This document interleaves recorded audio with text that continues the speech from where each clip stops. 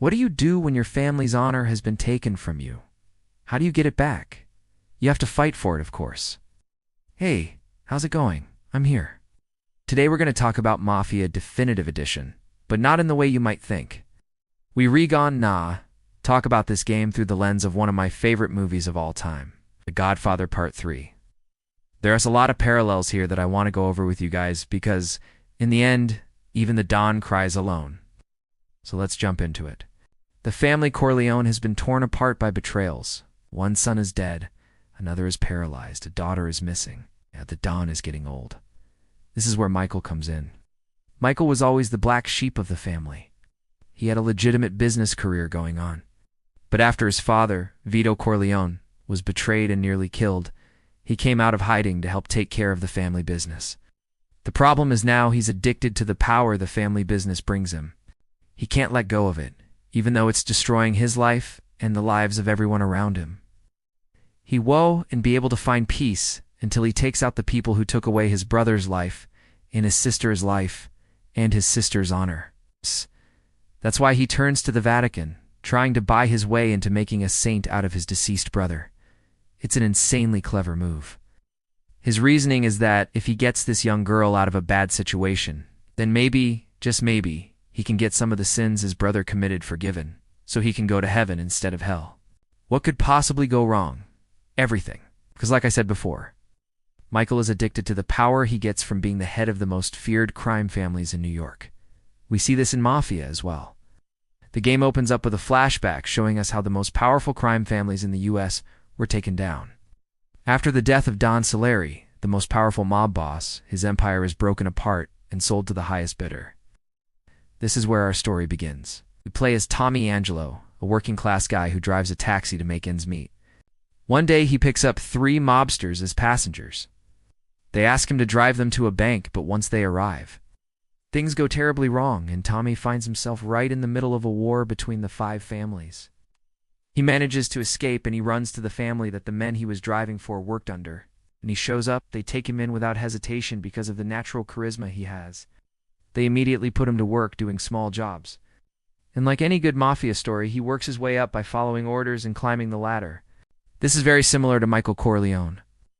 Like Michael, Tommy isn't really built for this kind of life. But like Michael, he gets addicted to the power. If you've played Mafia, you know there are some characters that stand out more than others. There's Paulie, the wise guy who's always drinking and smoking. Frank, the hothead, who would rather shoot first and ask questions later. Sam, the loyal guy who would take a bullet for his friends. And then there's Lucy. Unlike in The Godfather Part 3, however, she wasn't the one who got hurt. But she was definitely the one who suffered the most because of what happened. Remember, she's a woman in a man's world, and the choices that these men make affect her directly. She doesn't have the luxury of being able to run off to become a nun like Michael's sister did. She also didn't have the money to buy her way into safety like Michael's sister did. All she had was her looks and what she could bring to the table. And unfortunately, that wasn't enough. Still, she tried to break free from it all, but each attempt only made things worse. She became a pawn in the game and eventually was taken away, never to be seen again. If you don't believe me, go back and play the game again. I promise you. You will see her as Mary Corleone. She's acting out of fear and desperation. Tommy makes some big mistakes along the way, but thankfully he can always count on his 2 best friends to save his ass. This is much like Michael, who, despite everything he did, still had Frito and Sonny in his corner, at least for a little while. Throughout the game, you will make some questionable decisions that will impact how other characters view you. This is one of the best parts of the game, because it adds another layer to an already great story. It gives us more reasons to care about what happens to the characters. Just like in The Godfather Part 3, there are plenty of moments in Mafia that make you feel like you're watching a movie. The cutscenes are incredibly well done, especially when compared to other games of the era. The voice acting is superb, and the story keeps you on the edge of your seat. You genuinely care about these people and what happens to them. Michael was willing to sacrifice anyone to keep his power, including the woman he loved. He was so consumed with fear that he even killed her. Tommy, too, becomes consumed with fear, albeit in a different way. He becomes afraid of losing everything he's gained, even though everything he's gained is what's destroying him and his family. Towards the end of both stories, we see just how far fear can take a person.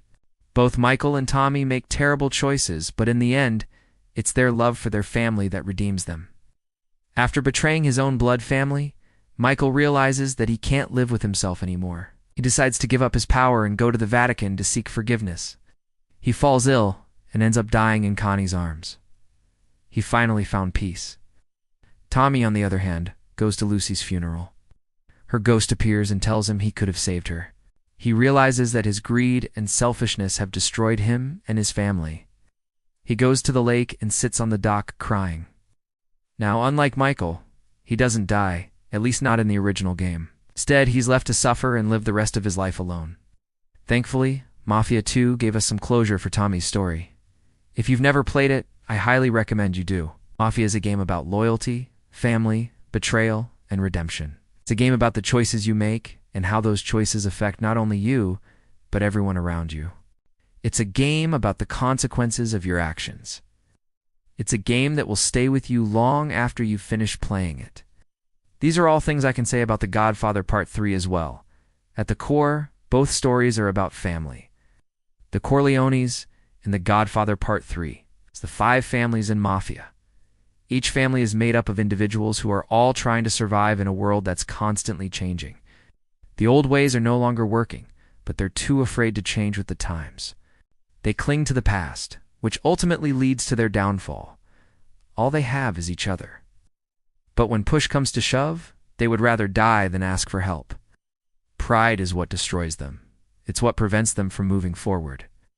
At the core, both stories are about power, the desire for power, the pursuit of power, and the consequences of power. Michael Corleone wants to be the most powerful man in the world. He wants to be untouchable. He wants to be feared. But in the end, he's brought down by his own hubris. Tommy Angelo wants to be respected. He wants to be someone important. He wants to be someone who can make a difference. But in the end, he's brought down by his own greed. Both Michael and Tommy are destroyed by their own desires. Both stories teach us that power corrupts, and absolute power corrupts absolutely. This is a common theme in many great stories, but it's handled in such a masterful way in both The Godfather Part 3 and Mafia that it's impossible not to be affected by it. At the core, both stories are about family. The bonds of family, the ties that bind us together, and the sacrifices we make for family. Michael Corleone sacrifices everything for his family: sanity, his happiness, and ultimately, his life. Tommy Angelo sacrifices his morals, his dignity, and ultimately his soul. Both Michael and Tommy sacrifice everything for family. Both stories teach us that family is the most important thing in life. It's the one constant we have in a world that's constantly changing. So what do you think? Did I convince you to play Mafia or watch The Godfather Part 3? Let me know in the comments below. If you like this video, please leave a like. It helps me out a lot. Thanks for watching. See you next time.